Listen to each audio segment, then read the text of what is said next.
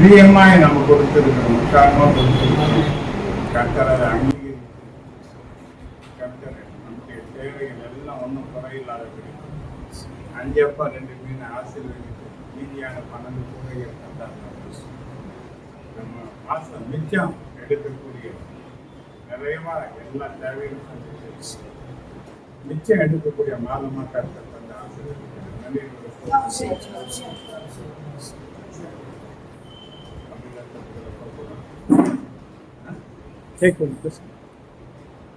Light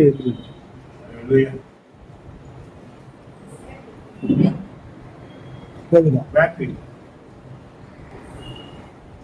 காரியத்தை கர்த்தர் என்னோட இடைப்பட்டாங்க. அதெல்லாம் வாசிக்கும். விசேஷம் 6வது அதிகாரம் 31, 32 வாசிக்கிறேன்.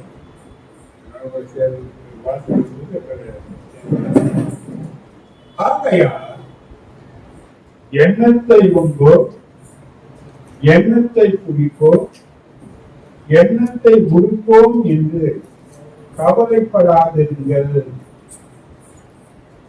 இவைகள் எல்லாம் அஞ்ஞானிகள் நாடி தேடுகிறார்கள். இவைகள் எல்லாம் உங்களுக்கு வேண்டியவைகள் என்று பரமத்தினார்.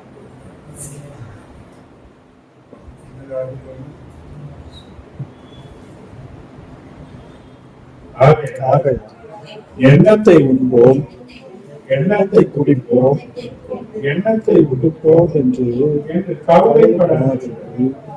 இவைகளெல்லாம் அஞ்ஞானிகள் நாடி தேடுகிறார்கள். இவைகளெல்லாம் உங்களுக்கு வேண்டியவை என்று பரமபிதா அறிவிக்கிறார்.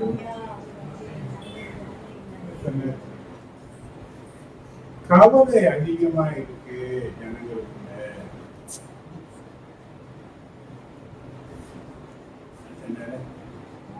எதை பத்தி கவலை? இப்ப நீங்க எல்லாம் ஒருத்தர் பார்த்தீங்கன்னா யாரை பார்த்து சொல்ல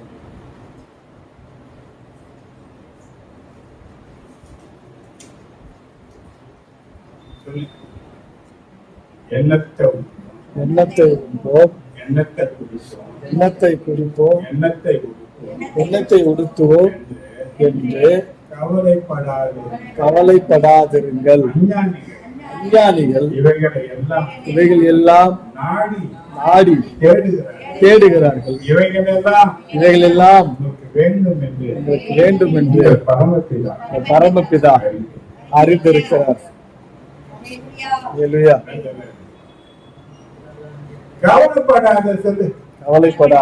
கவலைப்படாதீர்கள்.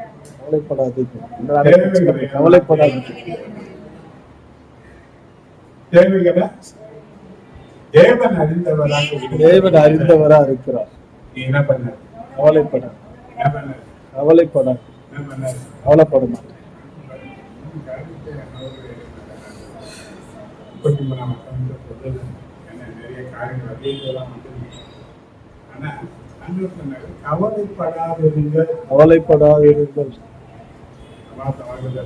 கவலைப்படாதிருங்கள்.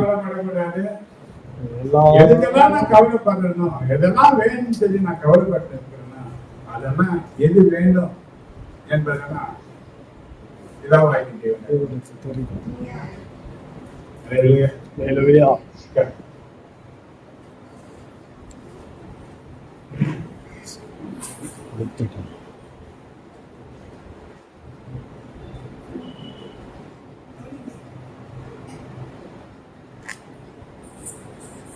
இன்னைக்கு எண்ணத்தை உண்போம், எண்ணத்தை குடிப்போம், எண்ணத்தை உடுப்போம். அதை பத்தி தான் கவலை இருக்கு.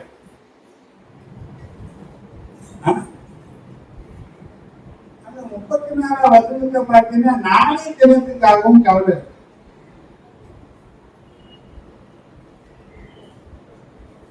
அந்தந்த நாட்கள் அதுதான் பாடுகள் போதும் சொன்னாலும் நம்ம கவலை எதை தாண்டி போகுது?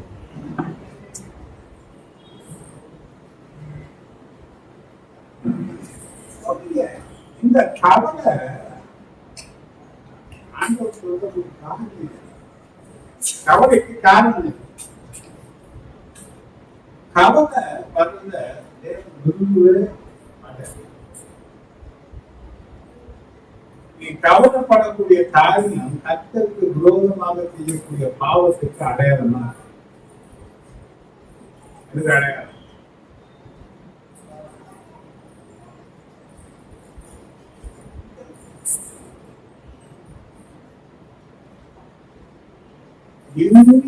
முளைச்சி மாலையில விழுந்து கொள்ளக்கூடிய புல்லுக்கு அதன் பூவுக்கு தேவன் கொடுத்து வைக்கிறது நிச்சயம் என்று சொன்னார். அதை விட விசேஷித்தவர்கள் என்று சொல்லப்பட்டிருக்கிற நீங்கள் நானும் தேவன் விட்டுவார்.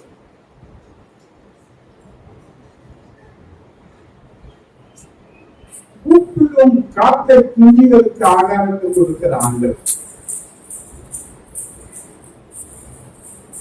விட மேலானவராக படைக்கப்பட்ட மனிதன். மனுஷனை படைக்கிறதுக்கு முன்னதாகவே மனுஷனுடைய தேவைகளை அறிந்து எல்லாவற்றையும் உருவாக்கி வைத்த தெய்வம் தேவைகளின் குறைகளிலே கண்ணு காணாமல் போய்கிறார். எப்படி கொலை செய்யாத, உபச்சாரம் பண்ணாத, திருடாத, பொய் சொல்லாத என்று சொல்லி ஒரு லிஸ்ட கொடுத்தாங்க. அப்படிதான் இந்த லிஸ்ட் கவலைப்படாதீர்கள் என்று சொல்லணும். இது ஒரு கட்டளை தான். ஆனா நாம எதுக்கு கீழ்பட்டு எது பாவம் நமக்கு தெரியுதுன்னா கவலைப்படுறது ஒரு தேவனுக்கு விரோதமான பாவம் என்பதை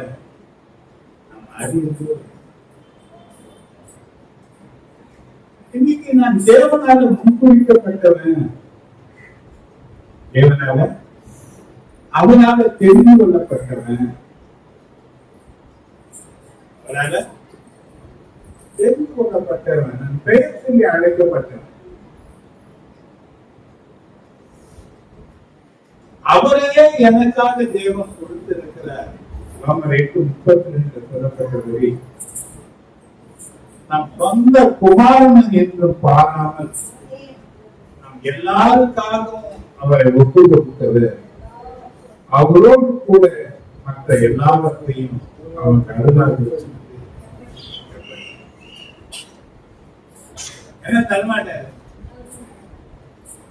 ஆனா ஆண்டவர் சொன்னாரு, இதெல்லாம் கவலைப்படாத, ஆனா நீ முதல்ல என்னுடைய ராஜ்யத்தையும் என்னுடைய நீதியையும். ஆனா நாம ஞானிகளை போல அல்ல, அஞ்ஞானிகளை போலதான் எப்படி வாழ்ந்து அவங்க எதுக்காக தேர்ந்தாங்களோ, அவங்க எதுக்காக கவலைப்படுறாங்களோ, எதுக்காக ஓடிக்கொண்டு இருக்கிறாங்களோ அதையே தான் நாம செய்யணும்.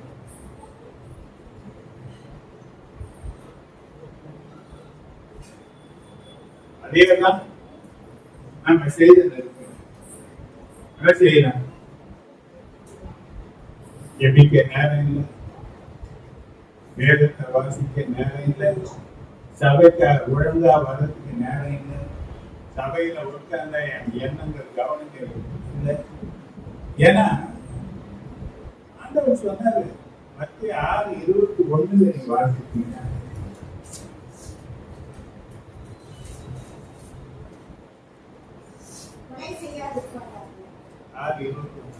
உங்கள்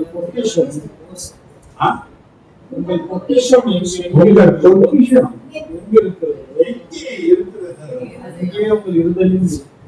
அங்கே உங்கள் இருதயம். நிறைய பேர் இருக்கிறாங்க, ஆனா அவங்க இருதயம் எங்க இருக்குதுன்னா எங்க இருக்கு? ஆழ்ந்து இருக்கிறாங்க. ஆனா ஆழ்ந்து முழு இருதயத்தோடும் நீ எனக்கு தியானம்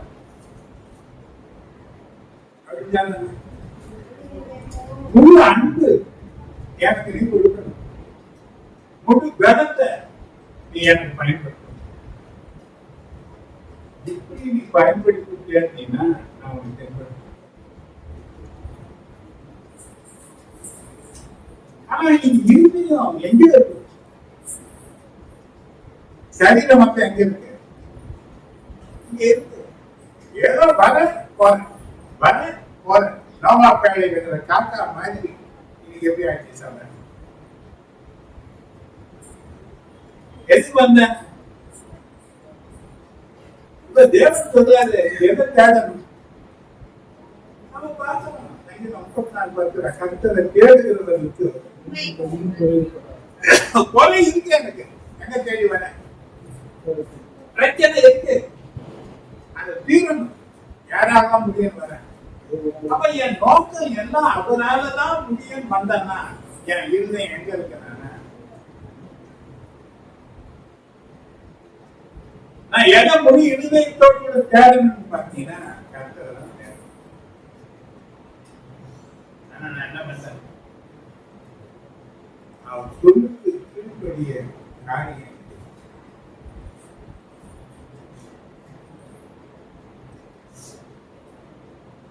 கவனிங்க. நல்லா பாருங்க, நல்லா பாருங்க. இன்னைக்கு மாசம் போறது இப்பதான் போட்டா மாதிரி போனோம்னு எழுப்பு. இந்த ஒரு மாசத்துல நம்ம சந்தித்த பிரச்சனைகள் எல்லாம் பாத்தீங்கன்னா பெருமூச்சு தான் விட முடியுது. அவரை விட பேச்சு விடுவாங்க.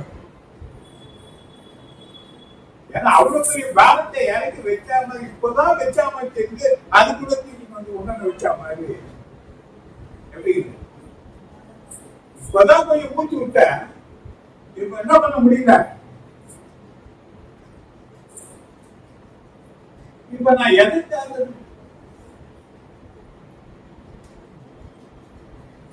யார்கிட்ட சொல்றது? என் கவலையை என் பாரத்தை யார் எடுத்துவாங்க? நானே கவலைப்பட்டதுனால இது என்ன பண்ண முடியாது. என்னால ஒண்ணு செய்ய வெள்ளையாக்கோ கருப்பாக்கோ முடியாது. வேணும்னா இன்னைக்கு மருத்துவ வந்திருக்கிறான்னு நேச்சர் கிடையாது. நேச்சர் நான் டெய்லி எடுத்தீங்கன்னாலும் ஒரு 2 மாசம் டெய்லியை நிறுத்திட்டீங்கன்னா அதுல புத்திய காரணம். அப்போ ஒரு சின்ன காரியத்தை கூட செய்ய முடியாத நான் எதுக்காக தேவன் எனக்கு கொடுத்திருக்கிற சந்தோஷத்தை இழந்து கவலைப்பட்டு மற்றவங்களையும் வேதனைப்படுத்தும்? 40 வருஷ காலம் இஸ்ரவேல் ஜனங்களை வனாந்தரத்துல கர்த்தர் நடத்தினார்.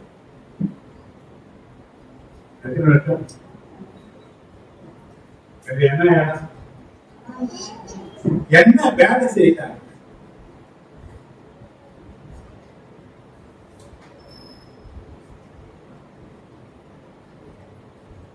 இவங்களுக்கு ஏதாவது போராடுது?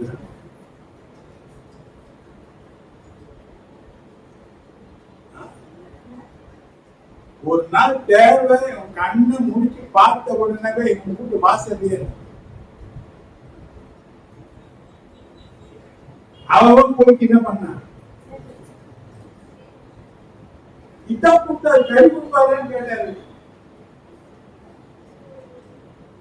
நான் நின்னா என் கழுத்து அளவுக்கு வந்து தரையில புதிய முடியாத காலையில் என்ன பண்ண?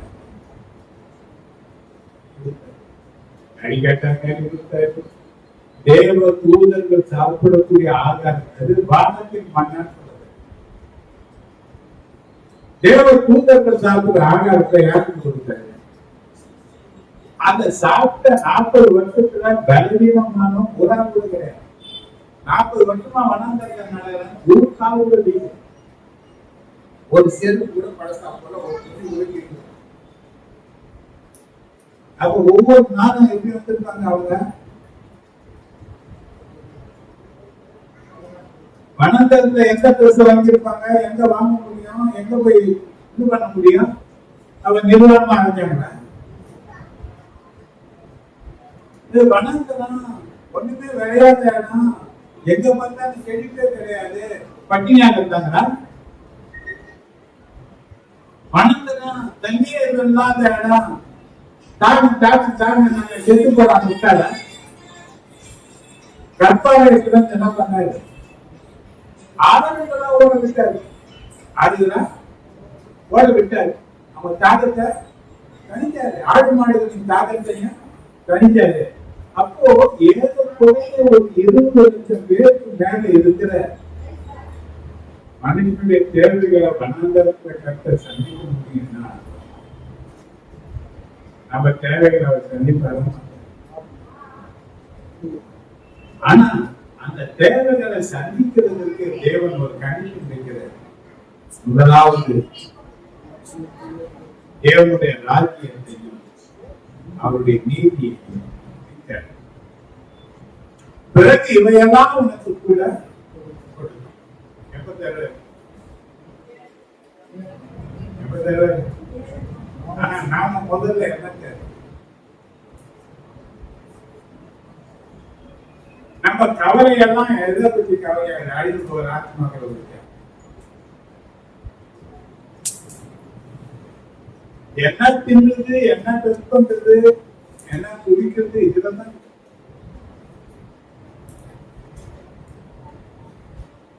என்ன வேணும்?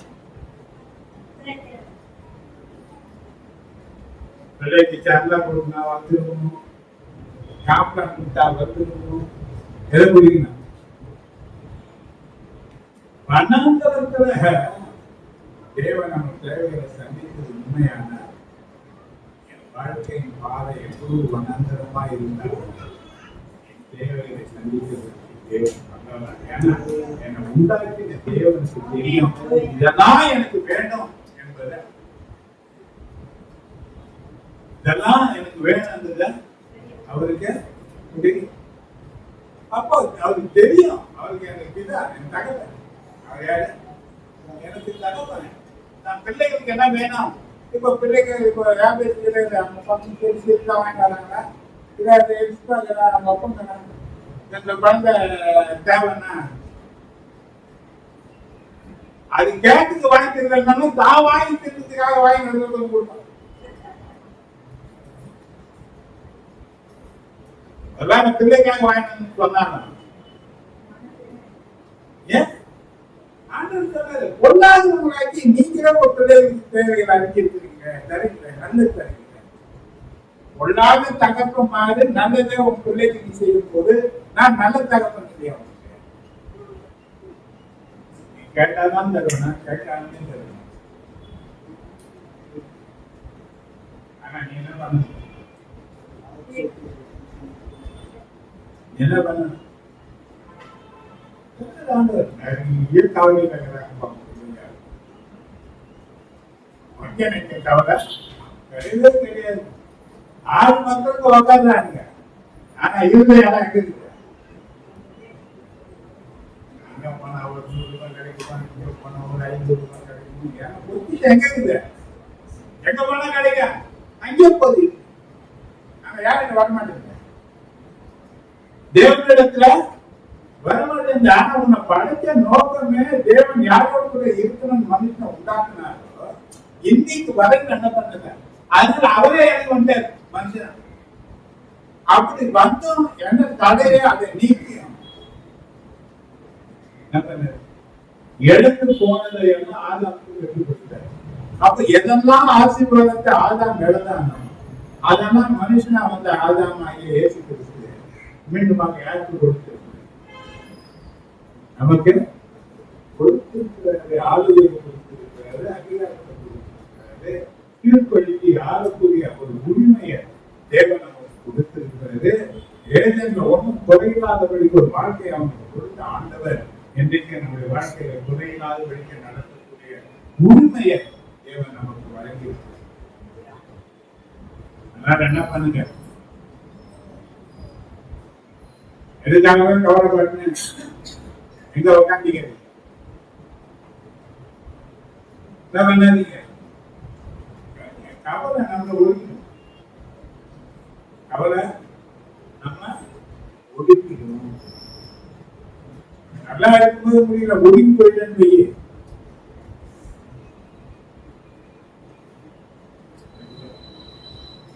நிறைய பேருடைய வாழ்க்கையில ஒதுங்கி போயிட்டாங்க.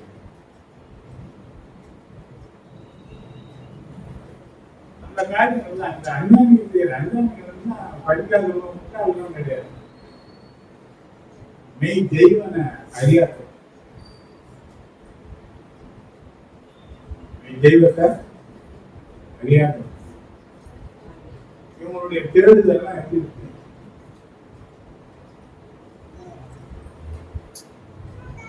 இல்லையே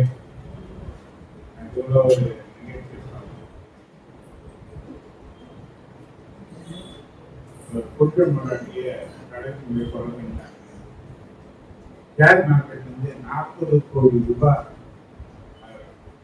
அடித்தாரு. நிறைய ஷேர் மார்க்கெட் வீட்டில் ஒரு டிரைவராக டெம்பரரியாக வேலை செய்யலாம் சொன்னார். எங்கள் பசங்க ஒரு லேண்டு வாங்கணும். அவன் பார்த்தான், பிளானிங் பண்ணான். ஒரு 5-6 பேர் சேர்த்து வழியில் மடக்கி எங்கேயோ போகும்போது அந்த பணத்தை கேட்டால் அவன் சொல்லவே இல்லை. அடிச்சு பார்த்தாங்க. அவன் என்ன பண்ண இவனை விட்டா அவரை காய் கொடுத்துருவான். 2 பேரையும் கொண்டு பிள்ளைங்க கிடையாது. எவ்வளவு பணம் என்ன பண்றது? அது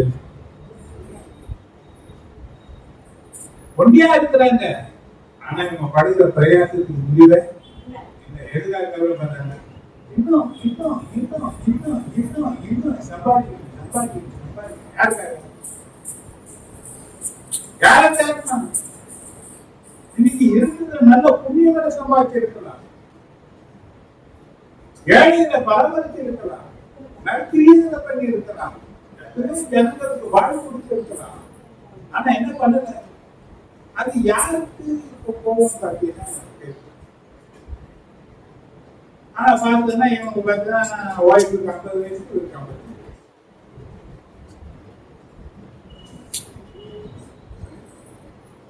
இன்னைக்கு உலகம் இருக்காம இவங்களை மாற்றி நீங்க இருக்காதீங்கன்னு சொல்றாரு ஆண்டவர். என்ன தருது? அவங்களை போல நீங்க எதுக்காக காவல்பட்டாலே இருக்கு. அப்ப தேவையானது ஒண்ணுதான். மரியாதை தலைவருக்கு ஈடுபடாத நல்லவங்க எது பண்ணது போல நல்லது தெரிவிக்கீங்க. எது நல்லது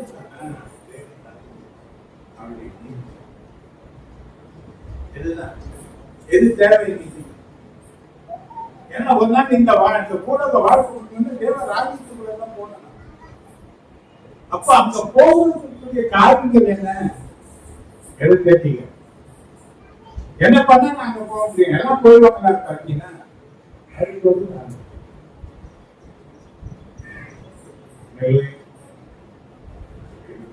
இன்னொரு காரியத்தை சொல்லி இருக்கிறேன்.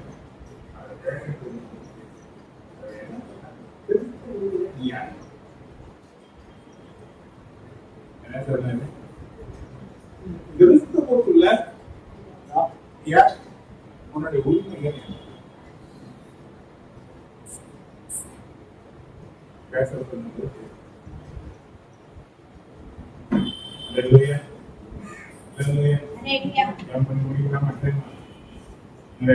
நேசிக்கிறேன். நல்லா பாடல்களை தாழ்த்தினோம். கிருபை மேலானது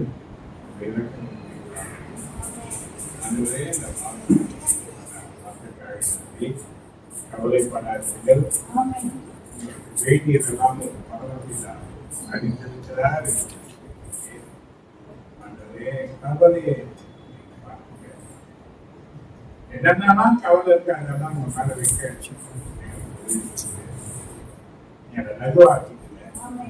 மகிழ்ச்சி நாளை நிரப்பிங்க. அன்றே இந்த ராஜ்யத்தில் புதியவர்களாக நீதியை சரித்து கொண்டவர்களாக நாம் மகிழ்பட ஒவ்வொருவரையும் நீங்க ஒன்றும் குறையில்லை என்று சொல்லக்கூடிய அளவுக்கு கண்டனுடைய நிறைவு நாட்டக்கூடிய ஆசை. அந்த விளைவுக்காக நன்றி. தொடர்ந்து வழி நடத்திய ஆசை எல்லாவற்றையும் நீரே பேசித்திருக்கும் நாம் கணக்கு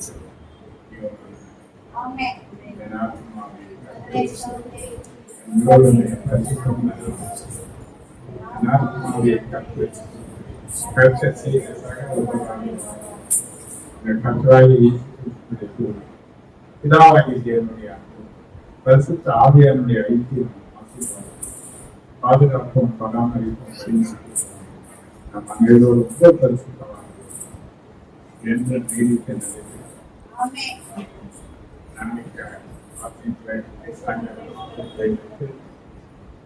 இன்னும் கத்தருடைய ஆசீர்வாதம்.